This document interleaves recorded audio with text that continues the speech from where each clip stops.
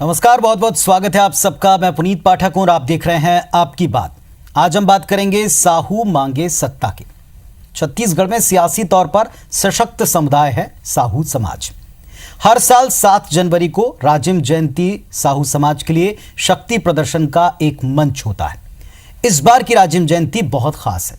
खास इसलिए क्योंकि चुनावी साल है और साहू समाज की लामबंदी का मतलब होगा कि सियासी दलों को अपनी ताकत दिखाना और अपने लिए ज्यादा सियासी स्पेस की मांग करना। ओबीसी आरक्षण को लेकर मांग तो पहले भी उठी है और इस जयंती के मौके पर यह आवाज तेज करेगा साहू समाज। अब ऐसे वक्त में हमारा सवाल ये कि साहू समुदाय की इस नई सरगर्मी का प्रदेश के जातीय सियासत पर और समीकरणों पर क्या असर पड़ेगा।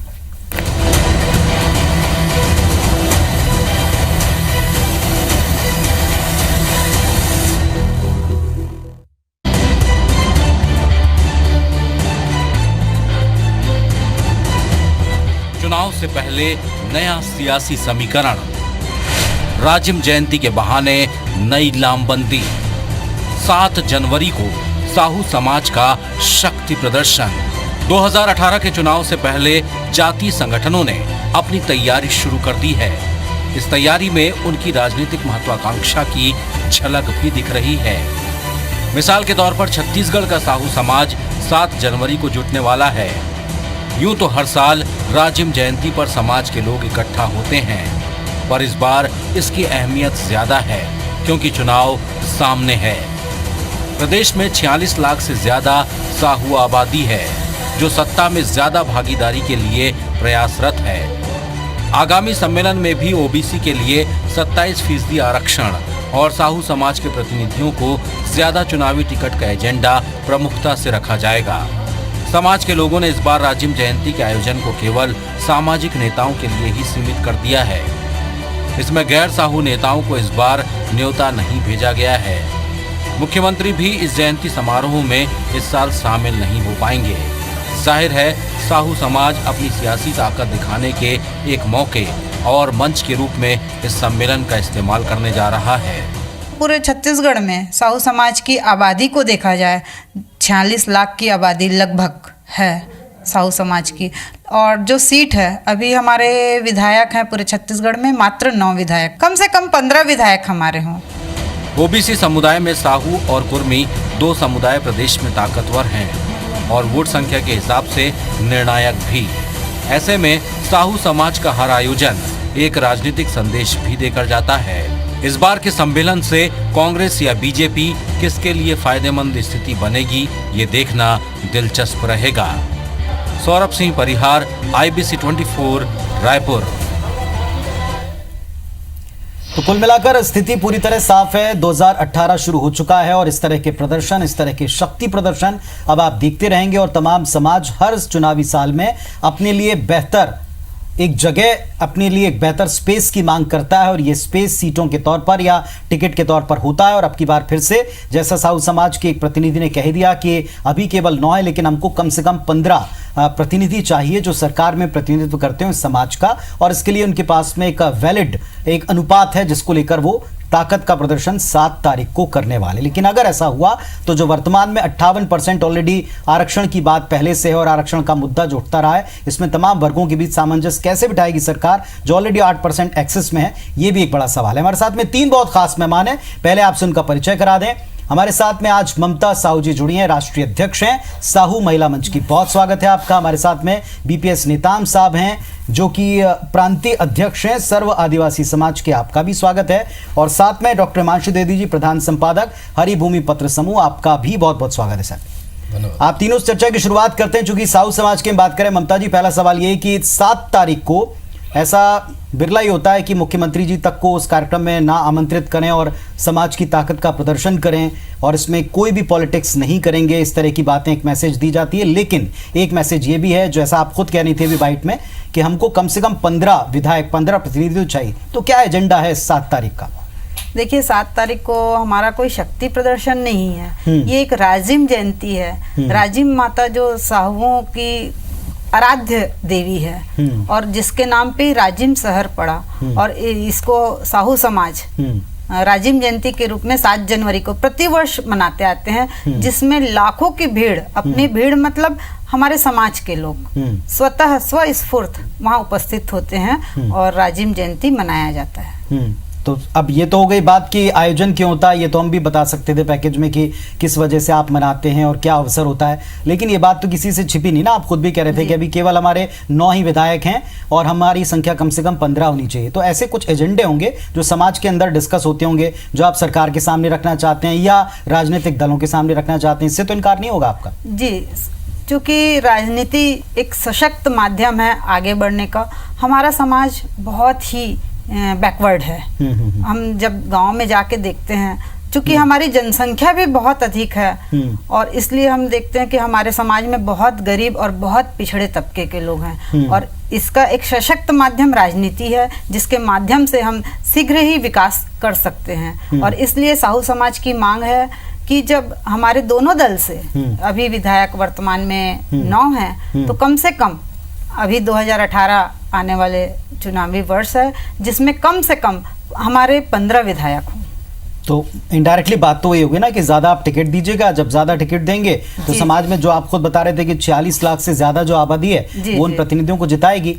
एक बात तो ये हो गई कि आप ज्यादा टिकट की मांग कर रहे हैं, ये बात रख रहे हैं। दूसरी बात एक ये भी है कि एक आरक्षण को लेकर के भी बात आपने की कि 14% है और इसको बढ़ा के आप ओबीसी का 27% कीजिए। क्या इस बात को भी इसमें किसी एक प्रस्ताव के द्वारा लाया जा सकता है, सरकार के सामने या पार्टियों के सामने रखा जा सकता है? देखिए, इसमें पिछड़ा वर्ग आयोग ने अपनी सिफारिश तो भेजी है सरकार को और साथ ही न केवल साहू समाज बल्कि जितना पूरा पिछड़ा समाज है, पिछड़ा वर्ग के लोग हैं, सभी की मांग ये है कि जो 14% आरक्षण है उसको बढ़ाकर 27% दिया जाए। अब ये जो ये मांग आप रख रहे हैं, आपको अंदाजा होगा कि अगर ऐसा होगा तो बाकी के तमाम जो वर्ग हैं वो भी अपनी बात रखेंगे, उनको आपका जवाब क्या है?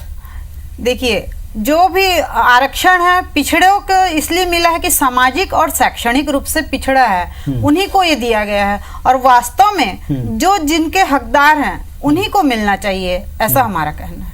एक और बात, जो आपके 9 विधायक हैं इसमें से 6 कांग्रेस के हैं, 3 बीजेपी के हैं। नहीं, तो पार्टियों 6 बीजेपी के हैं और जो 3 कांग्रेस के हैं। अगर ये सत्ता पक्ष विपक्ष का ये चीज इंटरचेंज होती तो कोई फर्क पड़ता? मतलब दलों से, मेरा मूल सवाल ये था कि दलों को लेकर के आपकी कोई शिकायत? नहीं, दलों को लेके हमारी कोई शिकायत नहीं है। बीजेपी ने तो हमेशा ज्यादा प्रतिनिधित्व दिया है समाज को, कांग्रेस भी ज्यादा से ज्यादा प्रतिनिधित्व दे हमारे समाज को। तो पार्टी विशेष से कोई मांग है आपकी?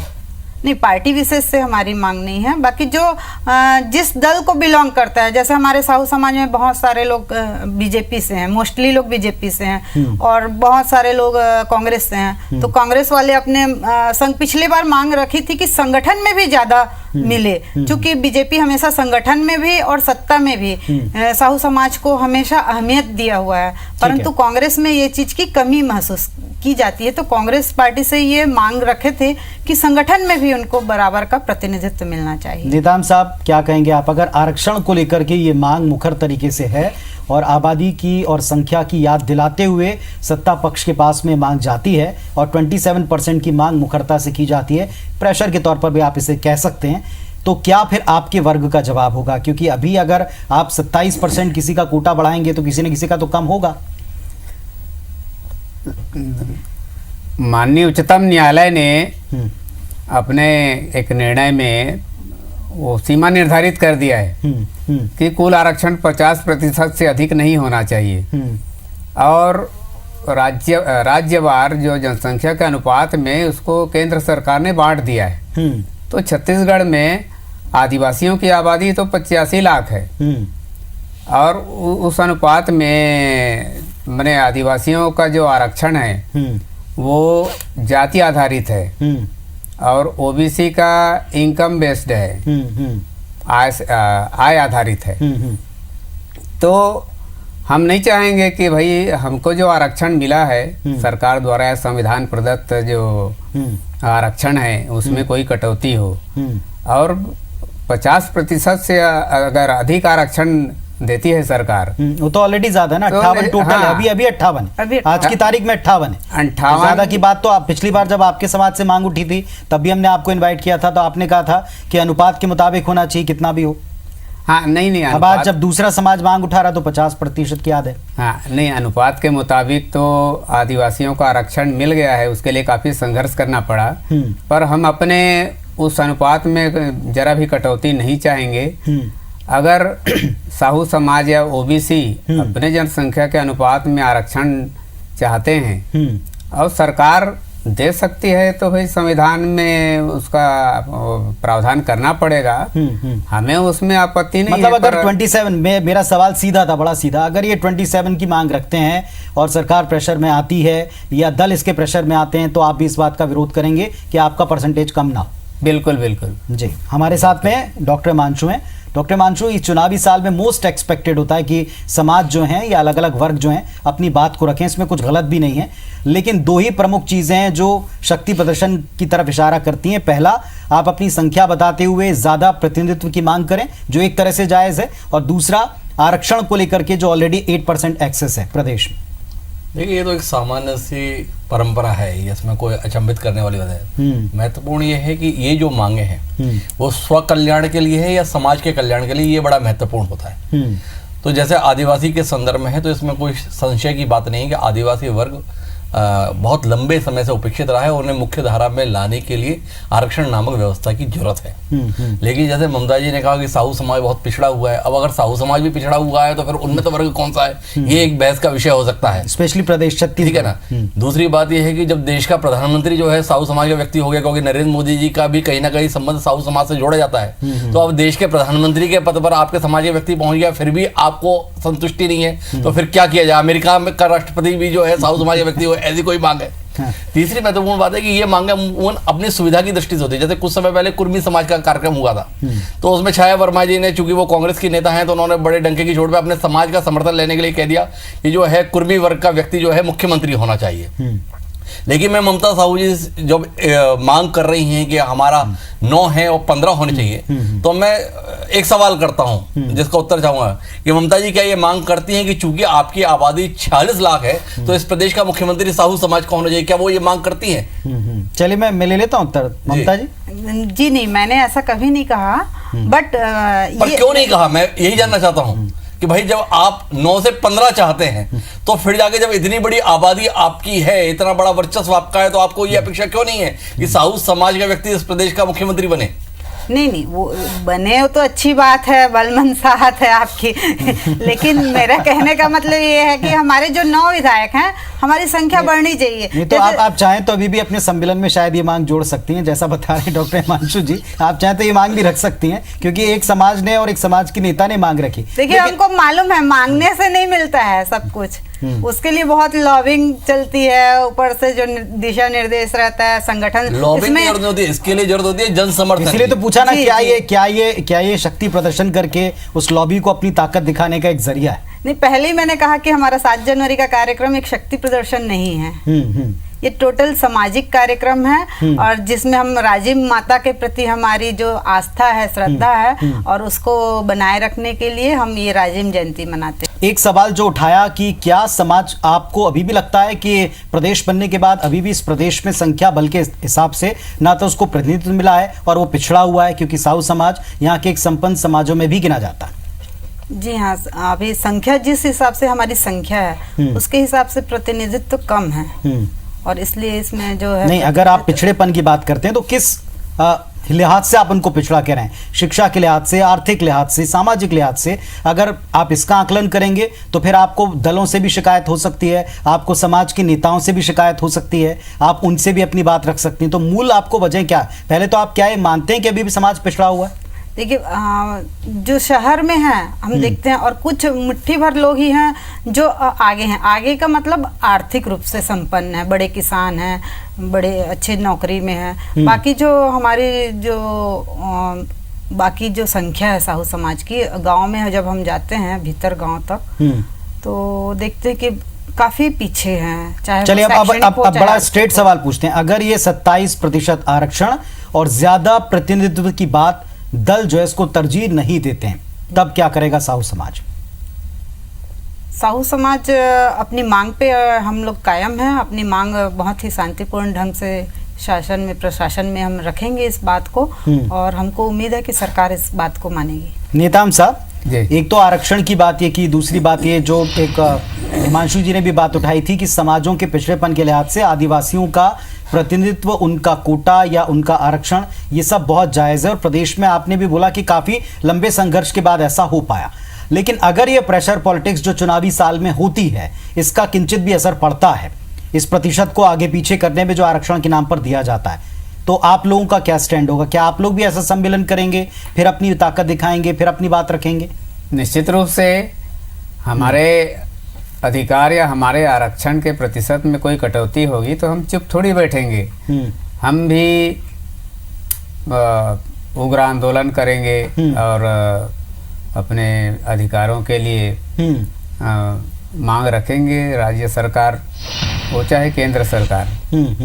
अब ये वहीं से तय हो गया था जो राज्यवार आरक्षण का प्रतिशत है, तो राज्य सरकार इसको बदल नहीं सकती। हालांकि कई और राज्यों ने अपना प्रतिशत बढ़ा लिया है, पर अभी वो संसद तक जाता है और संसद में इसको संशोधन करके पारित करना पड़ता है। मतलब एक लंबा संघर्ष होगा अगर ऐसा हुआ भी, और उस दौरान आप भी अपनी आवाज को रखेंगे। डॉक्टर हिमांशु, सरकार के लिए इस साल में सबको साधना, एक तो नौकरी पेशा वर्गों के अलग अलग वर्ग हैं जो अपनी मांग रखते हैं, उनका एक हड़ताल हथियार है। दूसरी तरफ ये समाज है जो अपने अपने अलग अलग तिथियों के ऊपर इस तरह के प्रदर्शन करेंगे, ताकत दिखाएंगे, मांग करेंगे। सरकार के लिए इस साल में इस बैलेंस को बनाए रखने के लिए बड़ा जरूरी होगा कि वो आरक्षण के प्रतिशत के ऊपर कोई अपना स्टैंड रखे या ना रखे। क्या ज्यादा फायदेमंद होगा? देखिए, एक तो अपने को ये समझने की जरूरत है कि अभी जो ये सरकार है ये कोई नई सरकार नहीं है, कोई 2-4 साल पुरानी सरकार नहीं, 14 साल पुरानी सरकार है और इसलिए ये बड़ी अनुभवी सरकार है। तो ये प्रेशर पॉलिटिक्स के संदर्भ में दबाव में आने वाली सरकार नहीं रही। अभी शिक्षा कर्मी वाले मामले में आप देख चुके कि लोग सड़क पर उतरे, उसके बावजूद भी सरकार ने जिस दृढ़ता के साथ उसको हैंडल किया, उसने बता दिया कि ये दबाव में कि आप चुनावी वर्ष है तो आप दबा के कुछ ले लेंगे, इसकी संभावना नहीं है।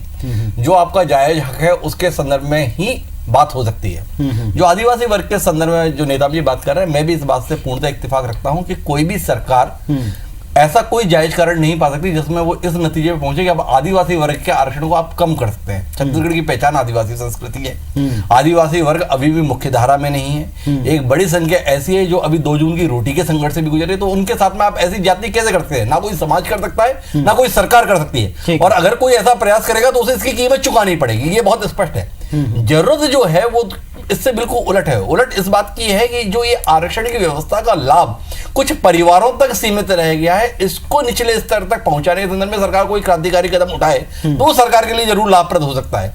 कि जिन परिवारों में पहले आरक्षण को लेकर वो मुख्य धारा में आ चुके हैं, ऊंचे पदों पर जा चुके हैं, तो उनके बच्चों में और अब सुकमा के जंगलों में रह रहे बच्चों में वही अंतर आ चुका है जो पहले अगड़े और पिछड़े में रहा करता था। तो इसमें कोई एक मैकेनिज्म पैदा करने की जरूरत है, बनाने की जरूरत है, जिसके अंतर्गत जो वस्तुतः वंचित लोग हैं, जिनके हक की लड़ाई की बात नेताम जी कर रहे हैं या जो है साहू मैडम कर रही हैं, तो इन लोगों की जो चिंता है वो है उस वर्ग के संदर्भ में जो अभी भी मुख्य धारा से नहीं जुड़ पाया। ठीक है। तो साहू समाज के संदर्भ में जो वो बात करेंगे, गांव में जो लोग रह रहे हैं, जिनके पास में अभी विकास नहीं पहुंचा है, उनके लिए कुछ करें, तो उसमें प्रतिशत बढ़ाने से समाधान नहीं होगा, बल्कि जो आरक्षण व्यवस्था का लाभ लेकर समकक्ष आ चुके हैं या उनसे भी बेहतर हो चुके हैं, तो उनको खारिज करते हुए अब जो लोग बचे हुए हैं उनको लाने के संदर्भ में कोई परिस्थिति बनाई जाए, कोई व्यवस्था बनाई जाए, इसकी जरूरत मैं महसूस करता हूं। ममता जी, एक आखिरी सवाल। आपने कहा कि इसमें केवल समाज के लोगों के, जो 7 तारीख को जो बाकी लोगों को शक्ति प्रदर्शन लग रहा है, लेकिन आपके लिए इकलौता और केवल सामाजिक कार्यक्रम है, एक जयंती का समारोह है, इसमें किसी भी पॉलिटिशियन के तौर के ऊपर आप वहां तरजीह नहीं देंगे या आप पॉलिटिशियन के तौर पर उनको इनवाइट नहीं करते हैं। इससे मैसेज जाता है कि हम अपनी बात आपके सामने रखने वाले हैं। अब 2 बातें हैं, एक तो आरक्षण की और दूसरा है ज्यादा प्रतिनिधित्व की, मतलब ज्यादा सीटों की, ज्यादा टिकटों की। तो किस तौर के ऊपर ये बात आप उन तक पहुंचाएंगे अगर वहां से लोग नहीं आते हैं? क्योंकि ये तो दौर ऐसा है कि हर मंच का इस्तेमाल राजनीतिक लोग करते हैं या पार्टियां करती हैं। उनको आपका जवाब क्या है समाज की तरफ से? जी, हमारा समाज ने एक प्रस्ताव लाया है कि अभी जो 7 जनवरी है राजिम जयंती, हम लोग हमेशा दूसरे समाज के लोग को बुलाते रहे हमेशा, और माननीय मुख्यमंत्री जी भी आते रहे इस कार्यक्रम में, और अपोजिट प्रतिपक्ष नेता से भी आते रहे।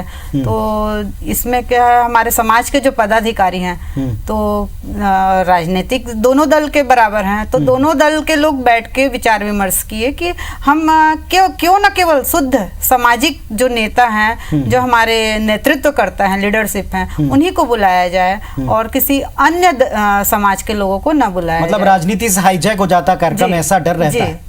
नहीं, हाईजैक की बात नहीं है, मतलब वो फिर राजनीतिक कार्यक्रम रहता है, बहुत सारे नेता आते हैं, उसके पीछे चले जाते हैं, फिर हमको जो बात कहनी वो नहीं कर पाते। पर जो आपकी मांग है वो तो राजनीतिक दल ही पूरी करेंगे ना? जी, मांग तो हम प्रस्ताव के माध्यम से ऐसे भी सरकार को देंगे, तो सरकार तो जानेगी ही कि हम प्रस्ताव के माध्यम से देंगे हम अपना जो मांग है। ठीक है, चलिए अब देखना होगा कि 7 तारीख को, जैसा ममता जी कह रही हैं कि ये केवल एक सामाजिक कार्यक्रम है और इस सामाजिक कार्यक्रम का मैसेज अगर सरकार के लिए, सत्ता पक्ष के लिए और बाकी के दलों के लिए तो केवल इतना है कि समाज अपने लिए बेटर प्रतिनिधित्व की मांग कर रहा है, ज्यादा सीटों की मांग कर रहा है और आरक्षण को लेकर के भी उनकी स्पष्ट मांग है। लेकिन इस पर दोनों दलों का रिएक्शन क्या होता है ये कुछ दिन बाद 7 तारीख के इस कार्यक्रम के बाद समझ में आएगा। इस पर नजर हमारी बनी रहेगी। आप तीनों का शुक्रिया इस मंच पर आकर अपनी बात रखने के लिए। नमस्कार।